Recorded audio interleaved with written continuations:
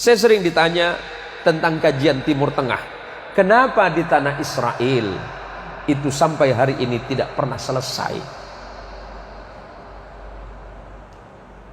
Bahasa Arabnya sering disebut sebagai Darussalam.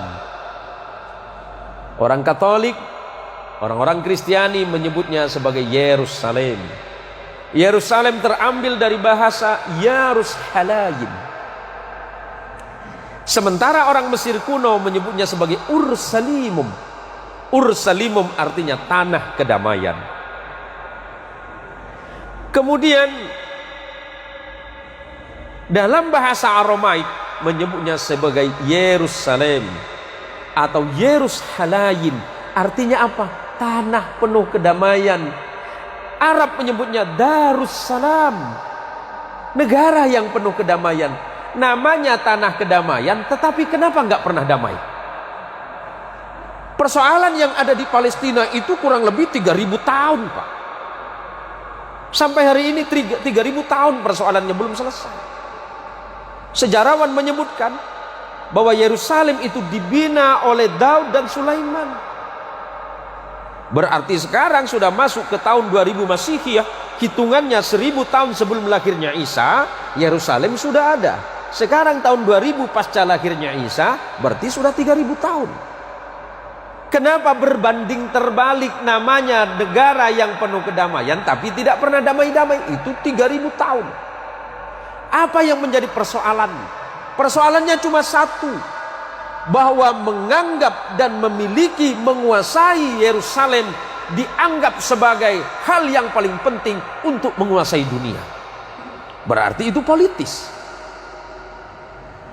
Kenapa kita tidak menyebutkan bahwa Yerusalem, Darussalam, Filastin atau namanya One City, Three Fights, satu kota dengan 3 iman. Di situ ada Yahudi. Di situ pernah turun kitab suci yang bernama Taurat. Di situ Musa kemudian menyebarkan agamanya menjadi lebih besar. Di situ turun Isa. Di situ turun kitab suci namanya Taurat, Zabur, bahkan Injil. Ada 3 kitab turun di tanah itu. Dan Nabi kita Muhammad SAW pernah melakukan rihlah spiritual, perjalanan spiritual waktu terjadinya Isra dan Mi'raj. Nabi Mi'rajnya dari tempat ini. Yang menjadi titik persoalan adalah perebutan kekuasaan. Kalau semuanya dikembalikan kepada umat yang beriman, di situ umat Yahudi beribadah di sebuah tempat yang bernama tembok ratapan, yang di dalam bahasa Arab disebut dengan burak, karena di situ dulu pernah ditambat buruknya Nabi kita Muhammad sallallahu alaihi wasallam. Tidak jauh dari situ ada gereja suci yang diyakini sebagai tempat lahirnya Yesus Kristus. Dan umat Islam juga meyakini bahwa Al-Aqsa berdiri di tempat itu. 3 agama, 3 kekuatan besar dunia saling berebut tempat.